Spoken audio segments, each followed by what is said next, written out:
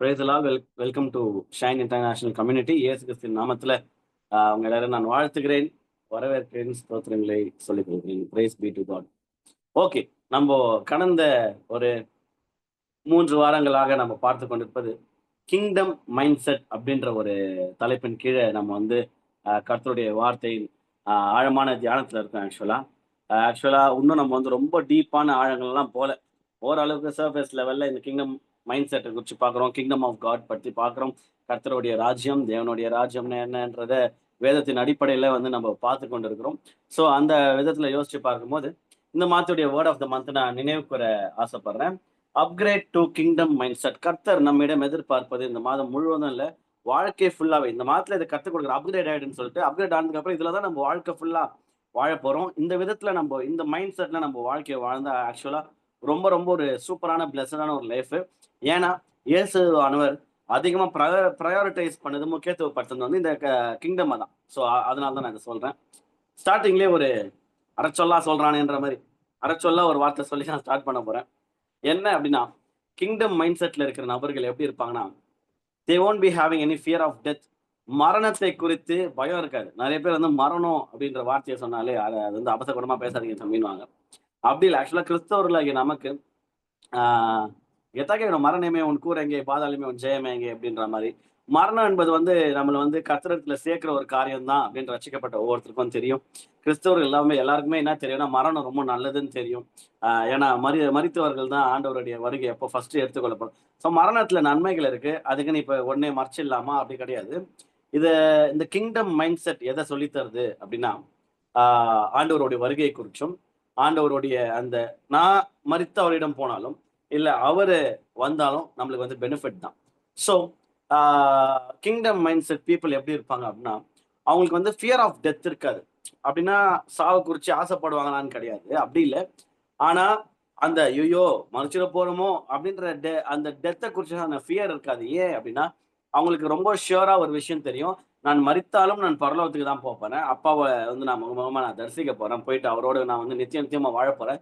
அந்த விதமான ஈகர்னஸ் எக்ஸ்பெக்டேஷன்ல இருப்பாங்க. எந்த விதமான ஒரு திமிரான நெக்கலான மென்டாலிட்டி இருக்கும் கிங்டம் மைண்ட் செட்ல இருக்கிற மக்களுக்கு அப்படின்னா, they have nothing to lose. நான் இழக்கலாம் ஒன்றும் இல்லை, மரணமா வா ஃபேஸ் பண்ணிக்கலாம் அப்படின்ற அளவுக்கு அவங்க வந்து தைரியமா போய் மோதுவாங்க. மரணத்தை இவங்க தேடி போக மாட்டாங்க. இது வந்து சூசைட் அட்டம் பத்தியோ மரணத்தை இவங்க தேடி போறத பத்தி இல்லை. நான் சொல்றது நேச்சுரலான அக்கரன்சஸ்ல அந்த மாதிரி ஒரு விஷயம் நடக்கிற மாதிரி இருந்துச்சுன்னா பயம் இருக்கு. அந்த பயம்ங்கிற ஃபேக்டர் பத்தி தான் உலகத்தார் இதுக்கு ஆப்போசிட். நான் ஸ்டார்டிங்ல சொன்னல கிங்டம் மைண்ட் செட், அப்படியே opposite worldly mind set. Worldly mind செட்ல இருக்கிற பீப்புள் வந்து மரணம்னா அவங்களுக்கு ரொம்ப பயமா இருக்கும். அவங்களுக்கு வந்து ஏன் அப்படின்னா, அவங்களுக்கு வந்து எதிர்காலத்தை குறிச்சு அந்த ஆஃப்டர் டெத் என்ன நடக்க போகுதுன்னு அவங்களுக்கு தெரியாது. அதன் விளைவாக அவங்களுடைய வாழ்நாள் வந்து ரொம்ப குறுகிய ஒரு காலகட்டம், வெரி ஃபியூ இயர்ஸ் உலகத்துல. அதுக்கப்புறம் அவங்க எதிர்காலம் இல்லைன்னு அவங்க நம்புறதுனால, அது மறு ஜென்மம்னா சில பேர் சொல்லுவாங்க, அது பிப்ளிக்கலி இல்ல. அந்த மாதிரி அவங்களுக்கு நம்பிக்கை இல்லாததுனால என்ன ஆகுது அப்படின்னா, மரணத்தை குறிச்சு ரொம்ப பயம். ஏன்னா அவங்களுடைய ஃபுல் ஃபோக்கஸ், அவங்களுடைய ஃபுல் அட்டென்ஷன், அவங்களுடைய முழுக்க முழுக்க எல்லாமே எதை நோக்கி இருக்குன்னா, தற்காலிகமா அவங்க வாழ்கிற வாழ்க்கை அண்ட் இந்த உலகத்துல அவங்க வாழ்கிற வாழ்க்கை தான். ஆனா நம்ம கிறிஸ்தவர்களாகிய நமக்கு ஒரு விஷயம் நல்லா தெரியும். நம்ம இங்க வந்து வெறும் ட்ரெய்லர் தாமா, இது வெறும் ட்ரெய்லர் தான். ஜஸ்ட் நம்ம எத்தனை வருஷம் வாழ்ந்தாலும் இங்க இருக்கிற எல்லாருமே நல்ல தீர்க்காயசா 100 வருஷம் வாழ்வோம். நான் விசுவாசிக்கிறேன், அதுக்கு மேலேயே வாழ்வோம். ஸோ அந்த 100 வருஷமோ 150 வருஷமோ நம்ம வாழ்ற இந்த காலகட்டத்துல இது வெறும் ட்ரெய்லர் தான். அதுக்கப்புறம் நித்தியமா நம்ம வந்து சிங்காசனத்துல வீட்டில் இருக்கும் நம்மளுடைய ராஜா கூட வந்து நம்ம சேர்ந்து வாழ போறோம், அரசால போறோம், அவரை துதிக்க போறோம், நிறைய முக்கியமான பொறுப்புகள்ல இருக்க போறோம். 1000 வருஷம் 1000 வருட அரசாட்சியில அவரோட கூட சேர்ந்து நம்ம ராஜரிகம் பண்ண போறோம்ன்ற பல மைண்ட் செட். அந்த கிங்டம் தேவனுடைய ராஜ்யத்தை பத்தின தெளிவு இருக்கிறதுனால நம்ம என்ன பண்ணுவோம் அப்படின்னா, கிங்டம் மைண்ட் செட்ல இருக்கிற மக்கள் இது நீங்க செக்கா வச்சுக்கலாம். எனக்கு கிங்டம் மைண்ட் செட் இருக்கா இல்லையா அப்படின்னா, மரணம் அப்படின்னு சொன்னா உனக்கு பயமா இருக்கா? பயம் இல்லையா? நீ கிங்டம் மைண்ட் செட்ல இருக்கிற, பயமா இருக்கா? அப்ப இன்னும் உலக ரீதியா தான் இருக்குது. மரணத்தை ஃபேஸ் பண்ணதுக்கு உங்களுக்கு வந்து தைரியம் இல்லை. ஏன் அதை சொல்றேன் அப்படின்னா, இப்ப நான்லாம் நியூலி மேரிட் இல்லையா, மரணம்னும் போதே ரொம்ப இதுவான ஒரு வார்த்தை பாருங்களேன். அப்படி நான் சொல்ல வரல. அப்போ எல்லாத்தையும் விட்டு போயிடு, ஆண்டவர் பார்த்துப்போம் அப்படி சொல்ல வரல. நான் சொல்ல வரது வந்து அந்த மாதிரி ஒரு தருணம் வரும்போது எல்லாருடைய வாழ்க்கையில மரணம்ங்கிற ஒரு கண்டிப்பா இருக்குது. அதுல ஒரு மாற்றுக்கு அர்த்தம் இல்லை. ஒண்ணு ஆண்டவர் வந்துடணும், அப்படிலாம் நம்ம போயிடணும். ரெண்டுத்துல எதனா ஒன்று நடக்க தான் போகுது. இந்த உலகத்தை விட்டு பிரியறதுக்கு கன்ஃபார்ம் நம்ம எல்லாருமே. அது எந்த காலகட்டங்கள்ன்றது ஆண்டவர் எழுதி வச்சிருக்கிறாரு. பட் அந்த ஒரு தாட் வரும்போது, மரணம் அப்படின்ற ஒரு தாட் வரும்போது ஐயோ என் பிள்ளைங்களை யார் பார்த்துப்பா, ஐயோ ஐயோ ஐயோ இது யார் பார்த்துப்பா, அது யார் பார்த்துப்பான்னும் போது தாட்ஸ் ஃபுல்லா எங்க போயிடுது அப்படின்னா, உலகம், உலகம் சார்ந்த பிள்ளைகள் எல்லாமே உலகம் சார்ந்த காரியம் இல்லையா? நம்ம ஃபேமிலி எல்லாமே ஆண்டவர் கொடுத்தது தான், ஆசீர்வாதம் தான். இருந்தாலும் ஐயோ இதுங்களை யார் பார்த்துப்பா அப்படின்ற மைண்ட் தான் போகுது தவிர, கர்த்தர் நல்லவர், நான் அப்பாவை பார்க்க போறேன்ற மைண்ட் எப்போ வருது? அதுதான் கிங்டம் மைண்ட் செட். நான் ஸ்டார்டிங்லேயே சொன்னேன், ஃபர்ஸ்ட் இந்த சீரிஸோட ஃபர்ஸ்ட் எபிசோட்லயே சொன்னேன், ஃபர்ஸ்ட் மெசேஜ்லயே சொன்னேன், it's all about God. Kingdom minds வந்து முழுக்க முழுக்க கர்த்தர் கர்த்தர் கர்த்தர்னு இருக்கிற அந்த ஒரு மைண்ட் செட் தான். தேவனுடைய முதலாவது தேவனுடைய ராஜ்யத்தையும் அவருடைய நீதியும் தேடுற ஒரு மைண்ட் செட்டு.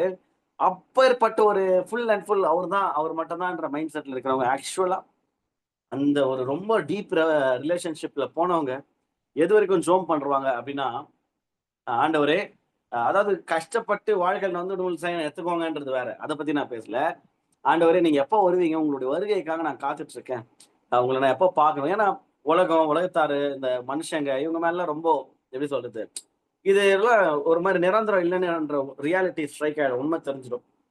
தெரிஞ்சதுக்கு அப்புறம் ஒரு விஷயம் தெரியும், அப்ப அவர் மட்டும் தான் நிரந்தரம், எங்க அப்பா மட்டும் தான் அப்படின்னு சொல்லிட்டு, அப்பா அவங்கள பார்க்கணும், உங்களை நான் ஹக் பண்ணணும், உங்களை வந்து நான் கட்டி பிடிச்சிக்கணும், நீங்க என்னை வந்து சீக்கிரம் வாங்க. அவருடைய ரகசிய வருகைக்காக காத்து கொண்டிருப்போம், பகிரங்க வருகையில். அது அப்புறம் ஃபர்ஸ்ட் சீக்கிரம் ரகசிய வருகை வந்து என்னை எடுத்துக்கோங்க, நான் வந்து உங்க கூட டைம் ஸ்பெண்ட் பண்ணோம், இங்க உலகம்லாம் ரொம்ப அழுக்கா இருக்குது, மோசமா இருக்கு அப்படின்ற மாதிரி சொல்லத்தக்கதாக நிறைய பேர் வந்து பாருங்களேன், உலகத்துல இருந்து எடுத்துக்கிறதுக்கு பயப்படுவாங்க, ஐயோ உலகத்துல வாழணும்ன்ற மாதிரி. ஆனா நிஜமாவே ரொம்ப இன்டிமேட்டான ரிலேஷன்ஷிப்ல இருக்கிறவங்க, இது அந்த லெவலுக்கு நீங்க போயிருந்தீங்கன்னா உங்களுக்கு தெரிஞ்சிருக்கும்.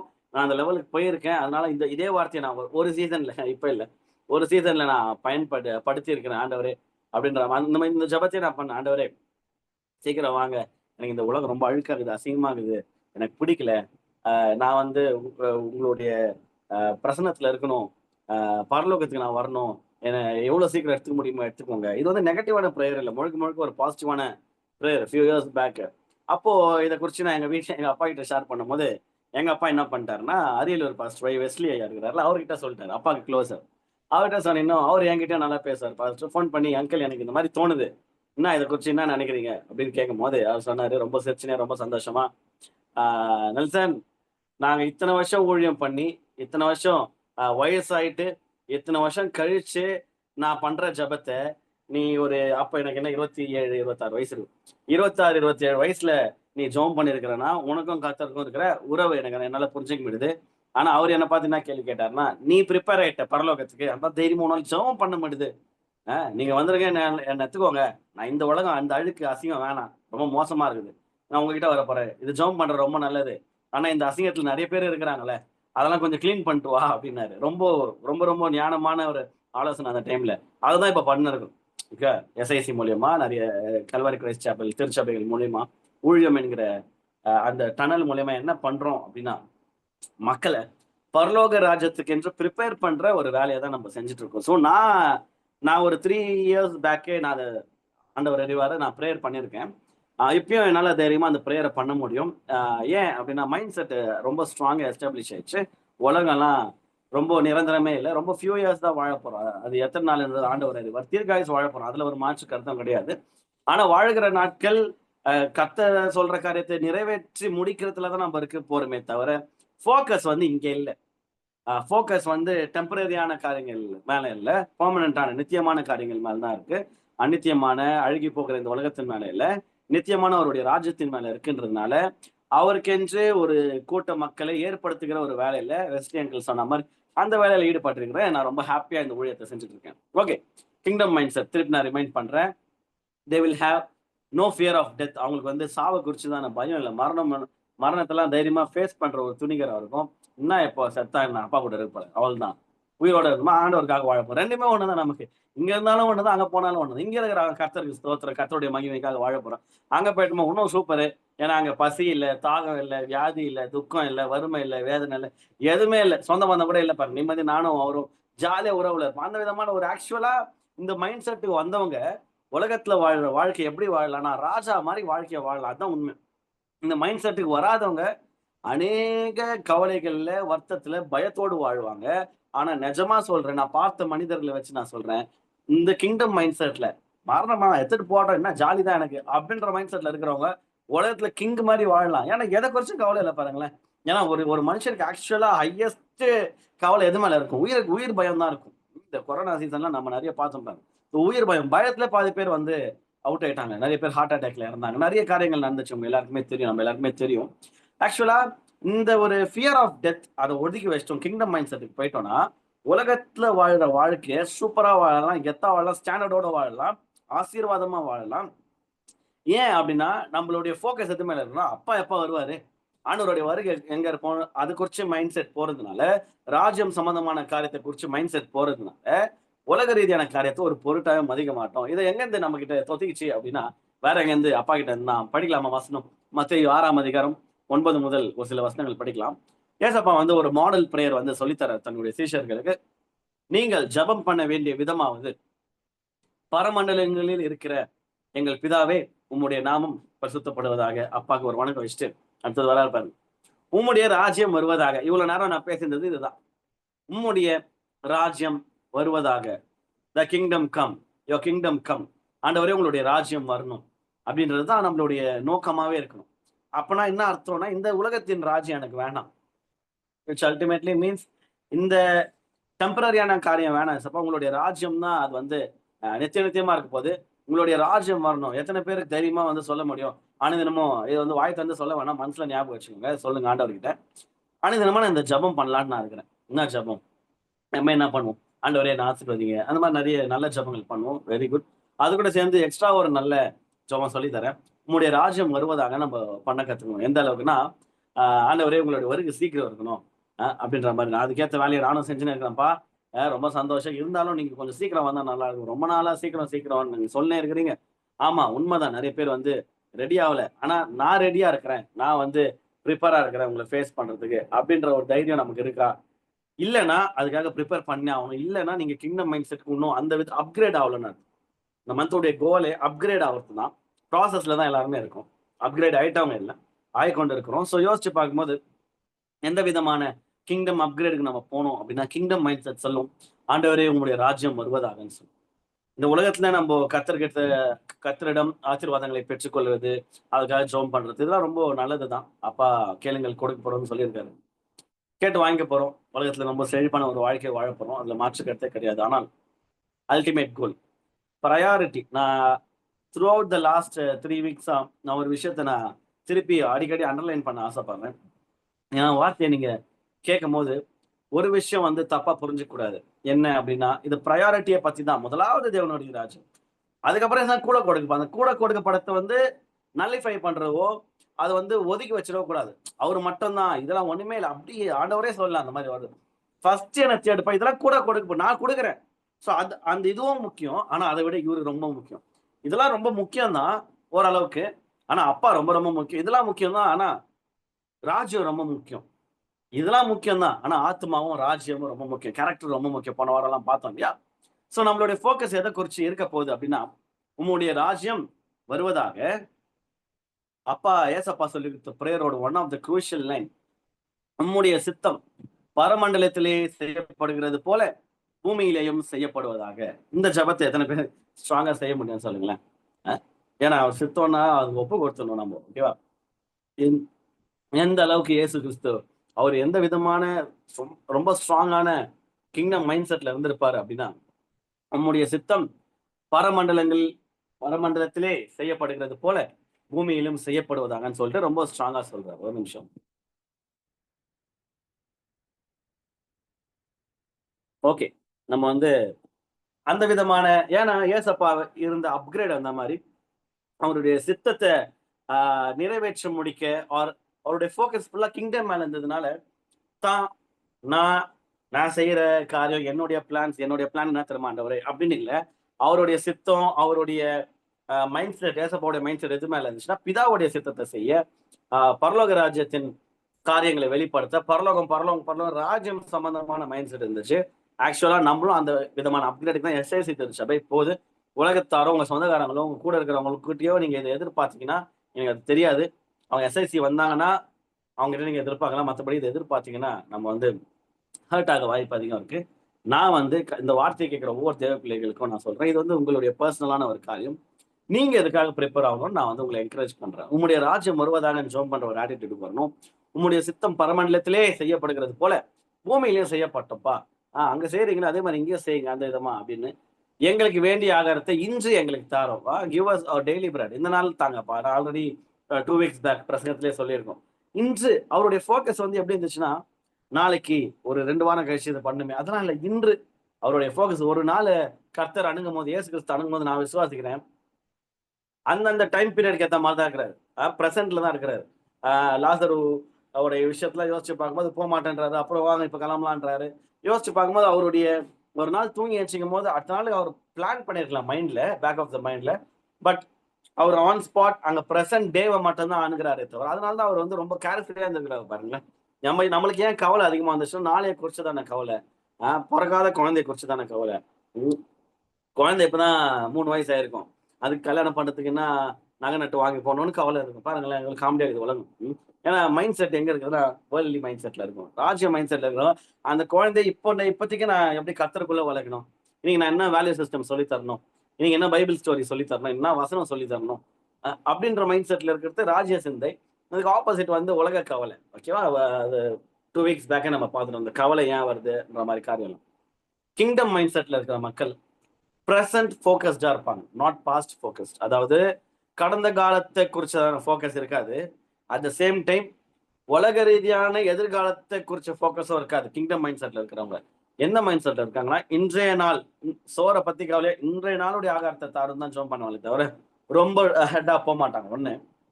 ரெண்டாவது ஃபியூச்சரை குறிச்சதான ஒரு தாட் அவங்களுக்கு இருக்கும். நமக்கு இருக்கணும். எதை குறிச்சு இருக்குன்னா ராஜ்யம் சம்பந்தமான காரியம். Future focus towards God's kingdom. ஆண்டவரே உங்களுடைய ராஜ்யம் வருவதாக. விச் மீன்ஸ் ஃபியூச்சரை தான் கொஞ்சம் பிரசன்ட் அண்ட் ஃபியூச்சரை குறிச்சு ஜோம் பண்ணு. சீக்கிரம் வாங்க, சீக்கிரம் உங்களுடைய ராஜ்யம் வரட்டும். இது வந்து ஃபியூச்சரை குறிச்சு தான் பண்ணுது.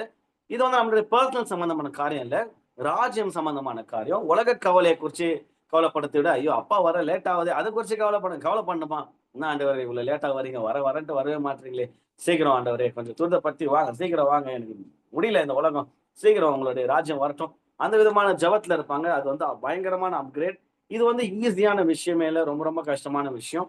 இதற்கு இந்த மாதிரி ஜபத்தை நீங்க செய்யணும்னா உங்களுடைய ரட்சிப்பு முழுமை அடைஞ்சிருக்கணும். நீங்க பரிபூர்ணப்பட்டிருக்கணும். அது மாத்திரம் இல்லாமல் நீங்க வந்து சாங்டிஃபைட் சுத்திகரிக்கப்பட்டீர்கள். நீங்க வந்து நீதிமான்கள் ஆக்கப்பட்டீர்கள், மகிமைப்படுத்தப்பட்டிருக்கீங்க. இது எல்லாமே இந்த விசுவாசத்தின் வாழ்க்கை உங்களுக்கு தெரிஞ்சிருக்கணும். பைபிள் தெரிஞ்சு இல்லாம இந்த ஒரு ஸ்டாண்டர்ட் ஆஃப் லிவிங்க்கு அப்கிரேடே ஆக முடியாது. ஏன்னா ஜென்ரலான வேர்ல்டு நான் இப்ப பேசுற எல்லாமே உங்களுக்கு முட்டாள்தனமா தெரியும். அப்படியே ஆப்போசிட்டா வாழ்ந்துட்டு இருக்காங்க. அப்படியே உள்டாவா கிங்டம் பிரின்சிபிள்ஸ் நான் உங்களுக்கு சொல்லித்தரேன். ஸோ ஒரு நாள் எப்படி மாறுமானா எனக்கு தெரியாது. கான்ஸ்டன்டான வேர்ட் ஆஃப் காட் உங்களுக்கு உள்ள போக கிறிஸ்துவுக்குள்ள நான் யார், என்னுடைய ரட்சிப்பு எவ்வளவு பெரிய விலைக்கரையும் ஏசப்பா கொடுத்துருக்கிறாரு, அதோடைய இம்பாக்ட்ஸ் எந்த அளவுக்கு நான் வந்து பரலோகம் எனக்கு கேரண்டி. இந்த மாதிரியான அண்ட் நான் இப்போ எந்த விதமான ஸ்டாண்டர்ட் ஆஃப் லைஃப்ல வாழ்ந்தா அநேக ஆத்மாக்களை ஆதாயப்படுத்திட்டு போகலாம், இதெல்லாம் தெரிஞ்சா மட்டும்தான் தைரியமா நான் ஸ்டார்டிங்ல சொன்ன மாதிரி மரணமாவா ஃபேஸ் பண்ணிக்கலாம். என்ன இப்போ அப்படின்ற மாதிரி ஒரு ஃபோக்கஸ் தைரியமா மரணமா என்ன இந்த உலகத்தை விட்டு தூக்குறேன் என்ன இப்போ அவரோட இருக்கு பாருங்க. அந்த மைண்ட் செட் எப்படி அந்த ஷிஃப்ட் ஏற்படுது அப்படின்னா கிங்டம் மைண்ட் செட். ஸோ இது ஈஸி இல்லை, நான் ஸ்டார்டிங்லேயே சொல்றேன். உலக ரீதியா வாழ்ந்து பழகிறவங்களுக்கு ரொம்ப ரொம்ப கஷ்டம். நான் சொல்ல போனா that's impossible for them. But கர்த்தரை ப்ரையாரிட்டைஸ் பண்றோம், முதலாவது தேவனுடைய ராஜ்யத்தையும் நீதியும் தேடுகிற அவருடைய தேவ பிள்ளைகளுக்கு இது ரொம்ப ஈஸி.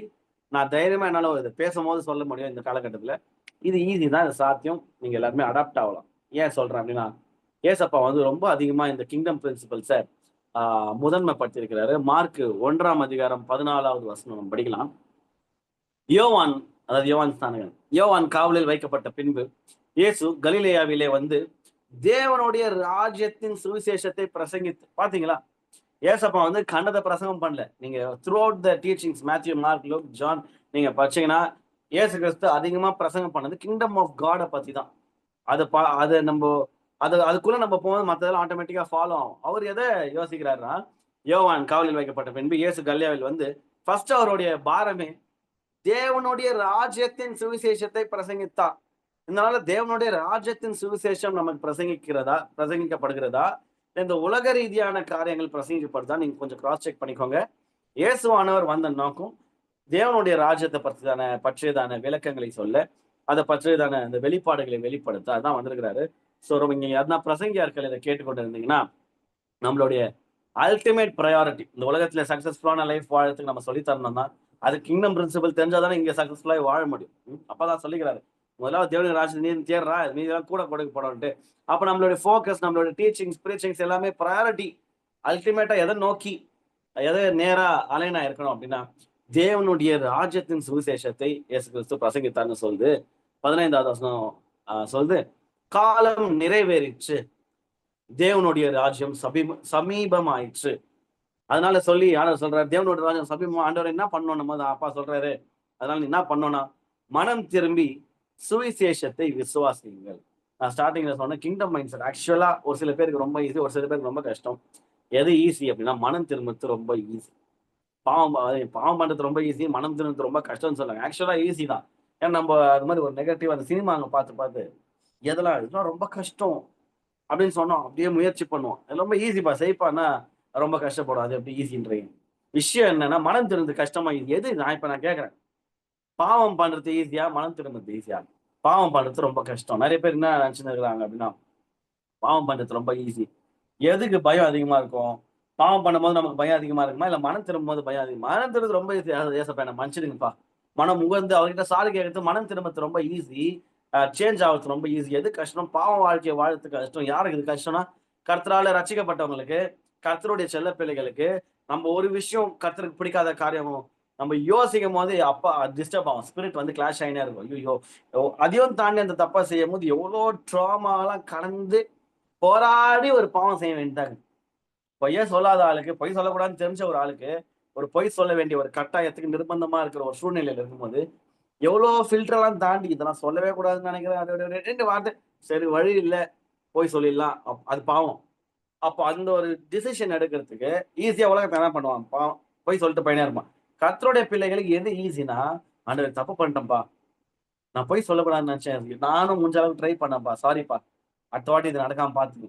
இது ஈஸி பாருங்க டக்குன்னு. ஆனா அந்த பொய் சொல்றதுக்கு நம்மள போட்டு பிசாசு அவ்வளோ புரிஞ்சு வச்சுருந்தா ஒரு பொய் சொல்ல வைக்க அவனால முடியுது. ஸோ ஆக்சுவலா இதுக்கு ஆப்போசிட்டா நீங்க மெசேஜஸ் கேட்டிருந்தீங்கன்னா நான் சொல்றேன், பாவம் பண்றது ரொம்ப ரொம்ப கஷ்டம். ஏன்னா நம்மளுடைய ஸ்பிரிட் கர்த்தருடைய பிள்ளைகளா இருக்கு, நம்மளுடைய ஸ்பிரிட் அதுக்கு வந்து ஒத்தே போகாது.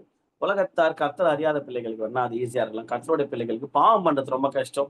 எது ரொம்ப ஈஸினா, மனம் திரும்புறது ரொம்ப ஈஸி. அப்பா நம்ம கிட்ட எதிர்பார்க்கறதுலாம் என்ன தெரியுமா, மனம் திரும்பி சுவிசேஷத்தை விசுவாசியுங்கள் என்றார். ஒவ்வொரு வாரமும் உங்களுக்கு உங்களுடைய திருச்சபைகளை எஸ்ஐசியில ஆன்லைன்ல நிறைய நல்ல ஊழியர்கள் கர்த்தருடைய வார்த்தையை பிரசங்கித்துக் கொண்டிருக்கிறாங்க. அந்த தேவனுடைய சுவிசேஷத்தை விசுவாசிக்கிறது ரொம்ப ஈஸி, மனம் திரும்புறது ரொம்ப ஈஸி. கர்த்தருடைய ஃபோக்கஸ் என்ன இருக்குன்னா, தேவனுடைய ராஜ்யம் சமயமா இருக்கு, அதனால நீ என்ன பண்ணணும் அப்படின்னா, ஃபர்ஸ்ட் மனம் திரும்பு, சுவிசேஷத்தை விசுவாசி அப்படின்னு சொல்லிட்டு சொல்றாரு. சோ இது யோசிச்சு பார்க்கும்போது மனம் திரும்புறது எப்போ, பாஸ்ட்லயா இல்ல பிரசன்ட்? நான் ஸ்டார்டிங்லேயே சொன்ன மாதிரி பிரசன்ட் ஃபோக்கஸ்டா இருக்கு சொல்றாரு டிக்கெட்டிங். பிரசன்ட் ஃபோக்கஸா, பாஸ்ட் ஃபோக்கஸா? கடந்த காலத்தை நான் யோசிக்க விருப்பப்படல. கடந்த காலம், நேற்று, முந்தைய பாவம் இதெல்லாம் எனக்கு தேவையா? நான் சொத்திகரிக்கப்பட்ட நான் நீதிமான். மனம் திரும்ப வேண்டியது கடமையா இருக்குது. ஏன்னா அனுதினமும் நம்ம வந்து கரப்படுத்தப்படலாம் உலகத்தினால. ஸோ பெஸ்ட் வந்து ஒவ்வொரு நாளும் மனம் திரும்பணும். ஸோ இது எதை குறிச்சு சொல்றாரு ஆண்டவர்னா, பிரசன்ட் ஃபோக்கஸ். ஃபோக்கஸ் ஒதுக்கி இந்த நாள்ல வை. சோரை பத்தி கவலைப்படுறியா, ஜோம் பண்ணு. இந்த நாளுடைய ஆகாரத்தை தாங்கப்பா, இந்த நாளை நான் நல்லபடியா சக்சஸ்ஃபுல்லா ஹேண்டில் பண்ண கிருபை தாங்க பண்ணிட்டு ஜோம் பண்ணு அப்படின்னு சொல்லிட்டு இயேசு கிறிஸ்து ஒவ்வொரு இடத்துலையும் பிரசன்ட ஃபோக்கஸ் பண்றாரு. மெயின் அது மாத்திரம் இல்ல, இன்டர்னல் ஃபோக்கஸ் பாருங்களா. மனம் திரும்புதல் வெளியரங்கமான காரியமா இல்ல உள்ளான ஒரு காரியமான? உள்ளான ஒரு காரியம். It's not external. இது வெளியரங்கமான காரியமே இல்லை, இட்ஸ் இன்டர்னல். ஓகேவா? நமக்கும் அப்பாவுக்கு மட்டும் தான் தெரியும். அப்படி இருக்கும்போது நான் போன வாரமே சொல்லியிருந்தேன், இட்ஸ் ஆல் அபவுட் இன்டர்னல். வெளியரங்கமான காரியத்தை குறித்து ஏசப்பாக்கு ஒரு துளி கவலை கிடையாது. ஓகேவா? ஃபுல் ஃபோக்கஸ் வந்து கிங்டம் பிரின்சிபல்ஸ்ல இருந்து கிங்டம் மைண்ட் செட்ல இருக்கிறவங்க ஃபோக்கஸ் ஃபுல்லா இன்டர்னலான உள்ளான மனிதன் மேல ஃபோக்கஸ் வைக்கணும். ஸோ மனம் திரும்பி சுவிசேஷத்தை விசுவாசிக்கலாம் பிரசன்ட் ஃபோக்கஸ்ட் அண்ட் இன்டர்னலான ஒரு காரியம். யோசிச்சு பார்த்தா we are following the blesser not the blessing. அதாவது கிங்டம் மைண்ட் செட்ல இருக்கிற மக்கள் இயேசுவை பின்பற்றுவாங்க, அதனால அதன் விளைவாக பிளெஸிங் அவங்களை தேடி வரும். ஆசீர்வாதத்துக்கு பின்பதாக ஓடுகிற கூட்டம் நாம் அல்ல, நாம் ஆசீர்வதிக்கிறவரின் பின்னால ஓடுற கூட்டம். ஓகேவா? அவரு ஆசீர்வதிக்கலனாலும் பரவாயில்ல, நம்ம ஓட தான் போறோம். விஷயம் என்னன்னா, அது அவர் பின்னாடி போனா ஆட்டோமேட்டிக்கா கூட வந்துதான் ஆகணும். ஓகேவா? இது எப்படி இருக்குது அப்படின்னா, சாவி வச்சுனுக்கிறாருன்னு அவர்கிட்ட போல, அவர்கிட்ட போனா சாவி தானா கிடைக்கும், பரலோகத்தின் திறவுகோள்கள். யோசிச்சு பார்த்தா நம்ம எப்பேற்பட்ட ஒரு கும்பலா இருக்கும் அப்படின்னா, ஆசீர்வாதத்தின் பின்னாடி ஓடுற கும்பல் இல்லை, கிங்டம் மைண்ட் செட்ல இருக்கிற மக்கள். நீங்க ஆசீர்வாதத்துக்கு பின்னாடி ஓட வேணாம், ஆசீர்வதிக்கிறவரின் பின்னாடி ஓடுங்க. அதுதான் கிங்டம் மைண்ட் செட்டு. இது நடக்கும்போது ஆட்டோமேட்டிக்கா இவைகள் எல்லாம் கூட கொடுக்கப்படும். ஆசீர்வாதம் கூட தான் கொடுக்கப்படுமே தவிர அது ஒரு பெரிய பொருட்டே இல்லை. இதுக்கு பெஸ்ட் எக்ஸாம்பிள் யார் தெரியுமா? பேதுரு. ரொம்ப ரொம்ப மூச்சு திணற நைட்டெல்லாம் முழுதும் பிரயாசப்பட்டு மீன் பிடிக்கிறாரு, அகப்படல. அதுக்கப்புறம் இயேசுவானவர் ஒரு பெரிய பிளஸிங் கொடுக்குறாரு. கிங்டம் மைண்ட் செட்டை புடிச்சதுக்கு அப்புறம் அவ்வளவு கஷ்டப்பட்டு புடிச்ச அந்த 2 படகு மீன் அசால்ட்டா விட்டு ஆண்டவர் பின்னாடி வந்துடுறாரு. ஏன்னா அவருக்கு யாரு பின்னாடி போனோம்னு தெரியும். அவர் வந்து பிளெஸிங் பின்னாடி போல, பிளெஸர் பின்னாடி போனாரு. அதுக்கப்புறம் உங்களுக்கு பேதுருவோட ஃபுல் லைஃப் பார்க்கும்போது அந்த 2 படகு மீன்லாம் ஒரு மேட்ரே கிடையாது. ஒரே பிரசங்கத்துல 3000 பேரு மனுஷரை பிடிக்கிறவங்களாம் மாத்திட்டாரு பாருங்களேன். அவர் நல்லா தெரியும் பேதுரு ஒரு விஷயத்த பிடிச்சாரு. கிங்டம் மைண்ட் செட்டுக்கு அப்போ உடனே இமீடியட் டிரான்சாக்ஷன் ஆயிட்டாரு. என்ன அப்படின்னா, மீனுக்கு பின்னாடி போறது இல்ல, நான் அதை விட பெரிய உச்சா புளியங்கொம்பா பிடிக்கணும்ன்றாங்களே, அந்த மாதிரி புளியங்கொம்பு தான் நம்ம ஏசப்பா. அந்த மாதிரி அவருடைய கிங்டம், அவருடைய ராஜ்யம் சம்பந்தமான காரியங்கள், அவருடைய ரிலேஷன்ஷிப்பை டைட்டா பிடிக்கும் போது இதெல்லாம் ஆட்டோமேட்டிக்கா நடக்கும் பாருங்களேன். அப்பாவுக்கு தெரியாத எந்த காலத்துல எது செய்யணும், யாருக்கு என்ன செய்யணும், யாருக்கு எவ்வளவு கொடுக்கணும், நம்மளுடைய ஃபியூச்சர் பிளான்ஸ் அவர் அறிந்திருக்கிறாரு. நல்வாழ்வின் திட்டங்களை கத்தர் அறிந்திருக்கிறார். யோசிச்சு பார்க்கும்போது ஆக்சுவலா ஒரு கேர் ஃப்ரீ லைஃப் நம்மலாம் வாழணும். ரொம்ப கவலை இல்லாத ஒரு வாழ்க்கையை வாழணும். ஒரே ஒரு கவலை தான் இருக்கணும். ஐயோ, நிறைய ஆத்துமாக்கள் கத்தரை அறியாம இருக்கிறாங்களே. நான் சுவிசேஷத்தை பெற்றுக்கொண்டேன், நான் நற்செய்தியை பெற்றுக்கொண்டேன், நான் ரட்சிக்கப்பட்டேன், என் ஆத்மா கரை இல்லாம இருக்குது, ஆவி ரொம்ப பரிசுத்தமா இருக்கிறது, நான் கத்திரத்துல போறேன், எப்போ மறிச்சாலும் எனக்கு பிரச்சனையே கிடையாது, எப்போ அப்பா வந்தாலும் எனக்கு பிரச்சனை, நான் ஜாலியா போறேன். ஆனா என்னுடைய சகோதர சகோதரிகள் மறுக்க போறாங்களே, என்னுடைய சகோதர சகோதரிகள் ஒவ்வொருத்தரும் கிறிஸ்துவுக்குள்ளாக மறிக்காத ஆத்துமாக்களை பார்க்கும்போது ரொம்ப வேதனை பண்ண. நம்மளுடைய கவலை ஃபுல்லாவே அந்த விதமான கவலை தான் இருக்கணுமே தவிர உலக ரீதியான கவலை யாருன்னா இருந்துச்சுன்னா இட்ஸ் டைம் டு சேஞ்ச். அந்த விதமான கவலையெல்லாம் மாற்றிக்கொண்டு இந்த கிங்டம் மைண்ட் செட்ல கிங்டம் பிரின்சிபல்ஸ் நம்ம வாழும் போது இது எல்லாமே பவுல் எழுதுறாரு பாருங்க. இதெல்லாம் எல்லாத்தையும் குப்பையும் அசட்டையும் குப்பையுமான்றேன். இதெல்லாம் எனக்கு ஒரு மேட்ரே கிடையாது, நான் இது அதுன்னு சொல்றேன், ஆனாலும் அதெல்லாம் எனக்கு மேட்ரே கிடையாது, கிறிஸ்துவ எல்லாம் தூக்கி போட்டு வரணும் அப்படின்ற மாதிரி ஒரு மைண்ட் செட் வரும். அவர் கிங்டம் மைண்ட் செட்ல வாழ்ந்த ஒரு நபர் பவுல், அப்போஸ்தலர் பவுல். யோசிச்சு பார்க்கும்போது கர்த்தருக்குள்ள இருக்கிற எல்லா லெஜெண்டரி கேரக்டர்ஸும் கிங்டம் மைண்ட் செட்ல இருந்ததுனால அவங்களுக்கு வந்து எதுவுமே பெருசா இல்லை, எதுவுமே ரொம்ப அவங்களுக்கு எல்லாமே ஆண்டவர் எல்லாமே சொல்றான். பேசுற ஒவ்வொரு சீசனும் நல்லா பிளஸ் பண்ணப்பட்டாங்க. ஆனா அவங்க அது பொறுத்தவே இல்லை பாருங்களேன். யாரும் இந்த பணத்துக்கு பின்னாடி யூதாஸ் காரியத்தை ஒரு எக்ஸாம்பிள். பணத்துக்கு பின்னாடி ஒன்னா 4 நிமிஷம் தான் பாருங்க. இந்த பணத்துக்கு பின்னாடி பொருளுக்கு பின்னாடி அனனியா சஃபரால் உடனே அவர் ஸ்பாட் அவுட் பாருங்க. இந்த ஆசீர்வாதத்துக்கு பின்னாடி ஓடுற கும்பல் வந்து உருப்பட்டதா சரித்திரமே கிடையாது. அவங்க வேணா ஓடி போய் ஆசீர்வாதத்துக்கு கொஞ்சம் புச்சிடலான்னு வைங்களேன். முயற்சி திருவணி ஆகலாம், புச்சிடலான்னு எத்தனை நாள் ஹேண்டில் பண்ண முடியும் கர்த்தர் இல்லாம? அதனால ஞானமான மக்கள், கிங்டம் ஞானமான மக்கள் என்ன பண்ணுவாங்கன்னா, நான் அவ்வளோ கஷ்டப்பட வேண்டிய அவசியம் இல்லை, நான் அப்பாவை பிடிக்கிறேன், ஆசீர்வதிக்கிறவரை பிடிக்கிறேன். இஸ்ரவேலை ஆசீர்வதிப்பதே கர்த்தருக்கு பிரியம். நான் கர்த்தருக்கு பிரியம். இப்ப நான் கர்த்தருக்கு பிரியம், அவர் எனக்கு பிரியம். அப்ப என்ன ஆசீர்வதிக்கிறது அவருக்கு பிரியம். அப்ப ஆசீர்வாதம் ஆட்டோமேட்டிக்கா மடியில வந்து விழுமா இல்லையா? இவ்வளவுதான் சிம்பிளான பைபிள் பிரின்சிபல்ஸ். ஆசீர்வாதத்துக்கு பின்னாடிலாம் ஓட வேண்டிய கும்பல், ஓட போகிற கும்பல் நம்ம அல்ல. ஆசீர்வதிக்கிறவரின் பின்னாடி ஓடுகிற கும்பல், அவருடைய கையை பார்த்து ஓடுற கும்பல் இல்லை, அவருடைய முகத்தை பார்த்து ஓடுகிற கும்பல். என்னதான் கொடுப்பாரு. அப்பா வீட்டுக்கு வரும்போது குழந்தைங்க அப்படியே கையை பார்த்துன்னு செய்யணும். ஏன் என்ன வாங்கி வந்துக்கிறாரு தெரியல அப்பா, சரியான வளர்ப்பு இல்லை. அப்பா வீட்டுக்கு வரும்போது முகத்தை பார்க்கணும். அப்பா வேலையில இருந்து வந்துட்டு ஓடி வந்து கட்டி பிடிச்சிக்கல, ப்ராப்பர் பேரண்டிங்கா இருக்கும். ஸோ நம்மளுடைய ஹேபிட், நம்மளுடைய ஆட்டிடியூட், அப்பா தேவ பிரசனத்துக்கு வரும்போது அப்பாவுடைய கணம் என்ன கொடுக்க போறாரு இன்னைக்குன்னு இல்லை, அப்பாவுடைய முகம், அப்பாவுடைய லவ், அப்பாவுடைய அன்பு, அப்பாவுடைய அரவணைப்பு, அப்பாவுடைய காதல், அப்பாவுடைய பாசம், நேசம், வாயின் வார்த்தைகள், அன்பான வார்த்தைகள், அது மேல போக்கஸ் பண்ணணும். ஸோ அப்பா கொடுக்கிறவர் தான், மாற்று கருத்தே கிடையாது. அப்பா ஆசீர்வதிக்கிறவர், அப்பா கொடுக்கிறவர். அப்பா கொடுத்தாலும் abundant ஆஃப் பிளஸிங்ஸ், பாத்திரம் நிரம்பி வழிகிறதுன்னு தாவீது ராஜா சொன்ன மாதிரி பாத்திரம் நிரம்பி வழிகிற ஆசீர்வாதங்களை கொடுக்கிற தேவன் தான். ஆனா அப்பாவை நம்ம மீட் பண்ண போகும்போது ஒவ்வொரு நாளும் காடை நம்ம ஃபேஸ் பண்ணும்போது அப்பா கையை எதிர்பார்த்துன்னு போறோமா, அப்பா முகத்தை எதிர்பார்த்து போறோமா? நீங்க பாருங்க, பெரும்பாலான சக்சஸ்ஃபுல்லான பைபிள் கேரக்டர்ஸ் எல்லாருமே அப்பாவுடைய கரத்தை எதிர்பார்த்தவர்கள் அல்ல, அப்பாவுடைய முகத்தை எதிர்பார்த்தவர்கள். அவருடைய முகத்தை பார்த்த ஒவ்வொருத்தரும் வெக்கப்பட்டு போனதிலும் வசனம் சொல்லுது, நோக்கி பார்த்த ஒவ்வொருத்தரும் வெக்கப்பட்டு போனதிலும் வசனம் சொல்லுது. அப்பாவுடைய முகத்தை நம்ம பார்க்க கத்துக்கணும்னா, அப்பா ஐயோ என்ன எனக்கு கையை பார்க்க மாட்டேறாங்க, சரி இவனுக்கு வெயிட்டா செய்யலான்னு பெருசா செய்யக்கூட வாய்ப்பு இருக்குது. நல்ல ஆசீர்வாதமான ஒரு சாய்ஸை நீங்க எடுக்குமாறு கேட்டுக்கொள்கிறேன். Okay, if you follow the pleasure, the blessing will follow us. Yes, லூக்கா 4:43 ஒரு வசனம் படிக்கலாம். அவரோ அவர்களை நோக்கி, யாரை நோக்கி அப்படின்னா, ஒரு இடத்துக்கு போய் ஒரு சூப்பரா வேற லெவல்ல ஊழியம் பண்றாரு, நிறைய அற்புத அடையாளம் பண்றாரு, மக்களுக்கு எல்லாம் ஒரே ஜாலியாச்சு. என்ன பண்றாங்கன்னா, ஆண்டவரே கொஞ்ச நாள் இருந்து இன்னும் கொஞ்சம் பண்ணிட்டு போங்கன்னும் போது அவரோ அப்பதான் ரிப்ளை பண்றாரு. இயேசுவோ அந்த மனிதர்களை நோக்கி, நான் மற்ற ஊர்களிலும் அண்டர்லைன் தேவனுடைய ராஜ்யத்தை குறித்து பிரசங்கிக்க வேண்டும், இதற்காகவே அனுப்பப்பட்டேன். எதுக்கு இயேசு உலகத்துக்கு வந்தாரு? இழந்து போனது தேடவும் ரட்சிக்கவும் மனுஷகுமாரன் வந்தார். எதை எழுந்தோம்? கர்த்தருடைய ராஜ்யத்தை எழுந்தோம். ஆதாமுடைய பாவத்தின் விளைவாக பெரிய கேப் ஆயிடுச்சு.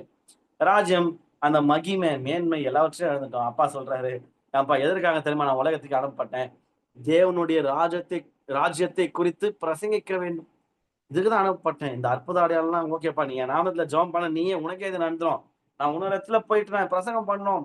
அவருடைய ஃபுல் ஃபோக்கஸ் பாருங்க. சரி, ஓகே, இங்க இருந்தா கொஞ்சம் நம்மளுக்கு நல்ல பேர் கிடைக்கும், நிறைய மிராக்கிள்ஸ் நடக்கும், சூப்பரா நம்மள அப்படியே தூக்கி வச்சுன்னு இருக்கிறாங்க. கிடையவே கிடையாது. அவங்க மேல அபிஷேகத்தை வச்சுட்டு நீயே ஜெபம் பண்ணி, விசுவாசம் உள்ள ஜெபம் பின்னால ரட்சிக்கும், நீயே பண்ணுங்களாடா இதெல்லாம்.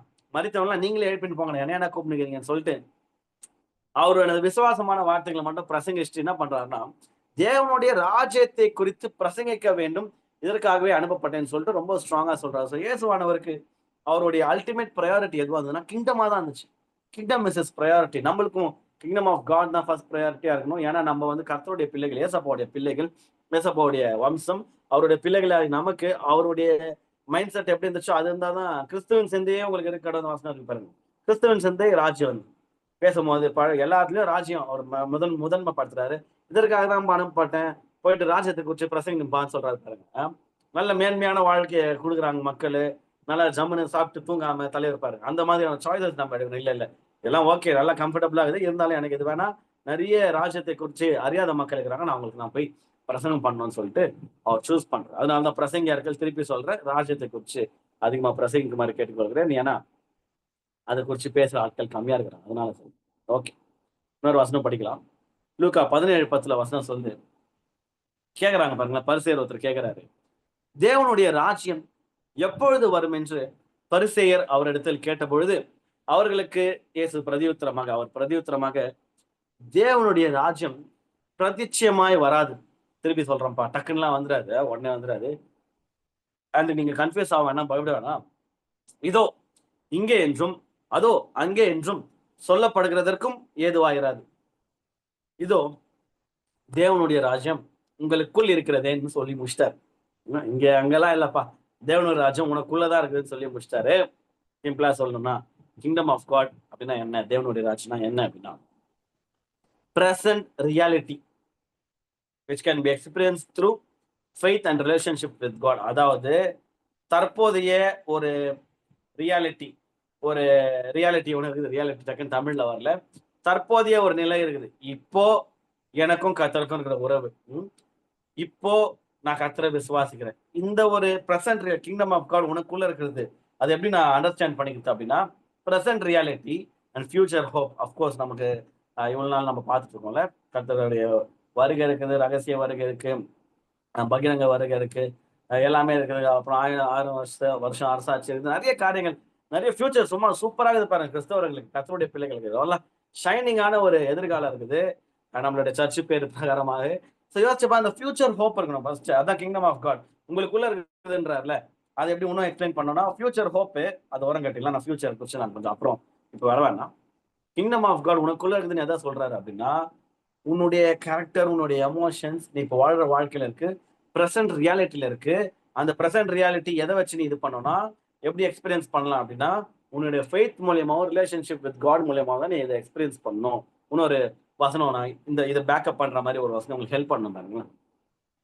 ரோமர் 14:17 வசனம் சொல்லுது, தேவனுடைய ராஜ்யம் புசிப்பும் குடிப்பும் அல்ல. விச் மீன்ஸ் தேவனுடைய ராஜ்யம் வெளியரங்கமான காரியங்கள் செல்லும், அது நீதியும் சமாதானமும் பரிசுத்த ஆவியினால் உண்டாகும் சந்தோஷமா இருக்கிறது. நீதி, சமாதானம், பரிசுத்த ஆவியினால் உண்டாகும் சந்தோஷம். அவர் சூப்பரா எழுதிட்டாரு பாருங்க. அப்போஸ்தலனாகிய பவுல் எழுதும் போது, இவங்க சந்தோஷம் பொதுவா போட்டா கூத்து குமாரம் வச்சுட்டு டக்குனு அதுக்கு பேர் சந்தோஷம் வச்சிருவாங்க.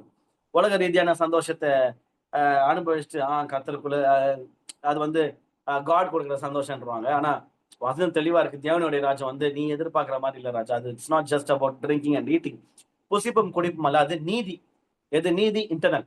திருப்பி நான் சொல்றேன், உள்ளான ஒரு காரியம். நீதி பார்க்க முடியாது, நீதியின் விளைவு தான் பார்க்க முடியாது, நீதியை பார்க்க முடியாது. சமாதானத்தை பார்க்க முடியுமா? பார்க்க முடியாது. மனம் சார்ந்த காரியம், உள்ளான ஒரு காரியம் சமாதானம். பரிசுத்த ஆவியினால் உண்டாகும் சந்தோஷம். சந்தோஷத்தை வெளிப்படுத்ததான் முடியும். பார்க்க முடியாது. சந்தோஷம் நமக்குள்ள இருக்கிறது. ஏசப்பா சொல்றாரு, சாரி ஆவியானவர் சொல்றாரு, தேவனுடைய ராஜ்யம் வெளியரங்கமான காரியம் இல்லை. நீ வெளியே எங்கன்னா தேடினா நீ ஏமாந்துவ. இந்த இங்க தேடி ஓடுது அங்க தேடி ஓடுறதுலாம் இல்லை. தேவனுடைய ராஜ்யம் உனக்குள்ள இருக்கிறத சொல்லிட்டாரு. எப்படி இருக்குன்னா தேவனுடைய ராஜ்யம் புசிப்பும் குடிப்பும் அல்ல. சோ வெளியரங்கமான ஒரு காரியத்தை நீ செஞ்சுட்டு இதுதான் தேவனுடைய ராஜ்யத்தின் காரியம் நீ எதிர்பார்க்காத. தேவனுடைய ராஜ்யம் வந்து நீதியா இருக்கும். அது வந்து சமாதானம் இருக்கும். பரிசுத்த ஆவியினால் உண்டாகும் சந்தோஷம். ஸோ அல்டிமேட்டா யோசிச்சு பார்க்கும்போது தேவனுடைய ராஜ்யம் இட் இன்வால்வ்ஸ் எமோஷன்ஸ். நம்மளுடைய எமோஷனலான காரியம் இது பாருங்களேன். And it involves fruit of the spirit, ஆவியின் கனி சார்ந்த காரியம், நீதி, சமாதானம், சந்தோஷம். இது எல்லாமே எமோஷனும் இருக்கு உள்ள. சந்தோஷம் இட்ஸ் எமோஷன், சமாதானம் இட்ஸ் எமோஷன். சமாதானம் குறைவு அப்படியே ஆப்போசிட் எமோஷன். சந்தோஷம் இல்லாத ஒரு சோகம் ஆப்போசிட் எமோஷன். பட் தேவனுடைய ராஜ்யம் நமக்கு எதை கொடுக்கும் அப்படின்னா நீதியை கொடுக்கும். அநீதி பயங்கர நெகட்டிவான எமோஷன், ரொம்ப மனசு உழுக்கிற ஒரு விஷயம். பட் நீதி நம்மளுக்குள்ள இருக்கிறது, நம்ம தான் செய்ய போறோம் நீதி. நம்ம ஸ்டார்டிங்லேயே நீதியை குறிச்சு தான் மார்ச் மாசம் பிப்ரவரி மந்த் நிறைய தியானிச்சோம்.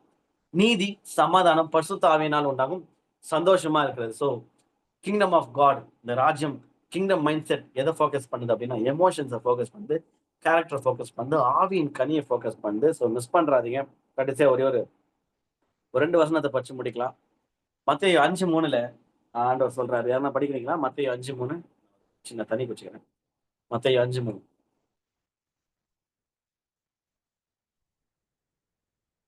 ஆவியில் எளிமை உள்ளவர்கள் பாக்கியவான்கள், பரலோக ராஜ்யம் அவர்களுடையது. ஆமென். பரலோக ராஜ்யத்தின் அந்த எக்ஸ்பான்ஷன் தான் நம்ம பார்த்துட்டு இருக்கோம். அந்த எக்ஸ்பிளனேஷன் தான் காட் சொல்றாரு. ஆவியில் எளிமை உள்ளவர்கள் பாக்கியவான்கள், பரலோக ராஜ்யம் அவர்களுடையது அப்படின்னு சொல்றாரு. ஸோ பரலோக ராஜ்யம் யாருது அப்படின்னா ஆவியில் எளிமை உள்ளவர்கள். ஆவியில் எளிமை உள்ளவர்கள் என்ன ரொம்ப டீட்டெயிலா ஆல்ரெடி பேசியிருக்கேன். எஸ்ஐசியோட யூடியூப் சேனல் போய் நீங்க பார்க்கலாம். ஆவியில் எளிமை உள்ளவர்கள் பாக்கியவான்கள், பரலோக ராஜ்யம் அவர்களுடையது. ஸோ இந்த ஆவியில் எளிமை உள்ளவர்கள் எதை குறைஞ்சுன்னா கேரக்டர் குறையுது. அகைன் திருப்பி ஆவியில் எப்படி எளிமையா இருக்கு, இன்டர்னலான காரியம். இதை குறித்து ஒரு ஃபுல் மெசேஜே இருக்கு. நீங்க என்னோட யூடியூப் சேனல்ல போய் பார்க்க மாதிரி கேட்டுக்கொள்ளுங்க. ஓகே. ஸோ பரலோக ராஜ்யம் யாருக்கு சொந்தம் அப்படின்னா ஆவியில் எளிமை உள்ளவர்கள் சொந்தம். அகைன் திருப்பி ஆண்டவர் எதை ஃபோக்கஸ் பண்றாருன்னா இன்டர்னலான காரியங்களை, உள்ளான ஒரு காரியங்களை ஃபோக்கஸ் பண்றாரு. லூக்கா 18:17 ஏசு ஒரு சூப்பரான இன்சிடென்ட்ல சொல்றாரு, எவனாகிலும் சிறு பிள்ளையை போல் தேவனுடைய ராஜ்யத்தை எப்படியா ஏற்றுக்கொள்ளாவிட்டால் அதில் பிரவேசிக்க மாட்டான். ஆக்சஸ் டினைடு என்று மெய்யாகவே உங்களுக்கு சொல்லுகிறேன் என்றார். அவரு காட் இந்த வசனத்துல இயேசு கிறிஸ்து எதை ஃபோக்கஸ் பண்றாருன்னா ஃபெய்த் லைக் அ சைல்டு. சின்ன பிள்ளை என்ன சொன்னாலும் நம்ம கூப்பிட்டு வச்சு பயங்கரமா ஏமாத்தலாம் கதைகளை சொல்லி. அந்த மாதிரி தேவனுடைய ராஜ்யத்தை நம்ம ராஜ்யம் சம்பந்தமான காரியம், சுவிசேஷத்தை நம்ம அடுகிற விதம் ரொம்ப இந்த மூளைக்கு வேலையை கொடுத்து ஸ்பிரிட்டுக்கு வேலையை கொடுக்கணும், ஃபெய்த்துக்கு வேலையை கொடுக்கணும். ரொம்ப இந்த மைண்டு கரப்டட் மைண்ட், நம்ம இதெல்லாம் ஃபாலன் மைண்ட்னு சொல்லுவாங்க. ஆதாம் செஞ்ச அந்த பாவத்தின் விளைவாக மைண்ட் அவுட், நம்ம ஃபாலன் மைண்ட், நம்மளுக்கு வீழ்த்தப்பட்ட ஒரு மைண்டு. ஆவியில தான் நம்ம வந்து ப்ராப்பரா இருக்கோம், ஆவியில தான் முழுமையா இருக்கிறோம், ஆவி தான் பரிசுத்தமாக்கப்பட்டிருக்குது, ஆவி தான் ரசிக்கப்பட்டிருக்குது. ஸோ மைண்ட் வந்து டிரான்ஸ்ஃபார்ம் எவ்ரிடே. இல்லை லாஸ்ட் வீக் பார்த்தோம்ல ரோமர் 12:2 எவ்ரிடே டிரான்ஸ்ஃபார்மேஷன் நடக்கிற ஒரு ப்ராசஸ்ல தான் இருக்கு தவிர இட்ஸ் நாட் கம்ப்ளீட். அதனால நம்ம தேவனுடைய ராஜ்யத்தை எப்படி அணுகணும், எந்த அளவுக்கு விசுவாசம் இருக்கணும் கர்த்தருடைய காரியங்கள் மேல அப்படின்னா சிறு பிள்ளையை போல தேவனுடைய ராஜ்யத்தை ஏற்றுக்கொள்ளணும். இவ்வளோ பேசியிருக்கேன் கடந்த 3 வாரங்களாக. சிறு பிள்ளையை போல யாரெல்லாம் தேவனுடைய ராஜ்யத்தை ஏற்றுக்கொள்றோமோ அவர்களுக்கு அந்த தேவனுடைய ராஜ்யம் கம்ப்ளீட்டா கொடுக்கும். யாரெல்லாம் அப்படி ஹேண்டில் பண்றாங்களோ அவங்களுக்கு தான் பரலோக ராஜ்யம் கேரண்டீடு. சாவி எத்தனை போயிடுங்க இன்னைக்கு. அப்படி இல்லையா பிரவேசிக்க மாட்டான் என்று மெய்யாகவே உங்களுக்கு சொல்றாரு. ஸோ காட் நம்ம கிட்ட எதிர்பார்க்குற ஒரு காரியம் என்ன அப்படின்னா சின்ன பிள்ளை போல நம்ம வந்து பரலோக ராஜ்யத்தை, அந்த ராஜ்யம் சம்பந்தமான காரியங்களை கர்த்தரை ஃபேஸ் பண்ணோன்னு. ஸோ இந்த விதமான நீங்க நிறைய பார்த்தோம். விசுவாசத்தை குறிச்சு பார்த்தோம், லாஸ்டா கேரக்டர் குறிச்சு பார்த்தோம், எமோஷன்ஸை குறிச்சு பார்த்தோம், இன்டர்னலான காரியங்களை குறிச்சு பார்த்தோம், பரலோக ராஜ்யத்தின் நிறைய ஆழமான காரியங்களை குறிச்சு பார்த்தோம். நான் விசுவாசிக்கிறேன் நீங்களும் பர்சனலா இதை குறிச்சு தியானிக்கிறீங்கன்னு நான் விசுவாசிக்கிறேன். கர்த்தர் உங்களை ஆசீர்வதிப்பாராங்க. இந்த கிங்டம் மைண்ட் செட்ல இருக்கும்போது நம்ம நினைச்சு கூட பார்க்காத பெரிய உயர்வான காரியங்களை பிளேசஸ்ல கர்த்தர் நம்மளை வைப்பாராக. God bless you. இந்த கிங்டம் மைண்ட் செட்ல நம்ம வாழும் போது முழுக்க தேவனுடைய சமாதானத்திலும் தேவனுடைய ஆசீர்வாதத்தின் நிறைவையும் நம்ம வாழ்வோம். இது வரைக்கும் நீங்க வாழலாம், இதை ட்ரை பண்ணுங்க. சூப்பரான லைஃப் உங்களுக்காக காத்துட்டு இருக்கு. Thank you so much. God bless you.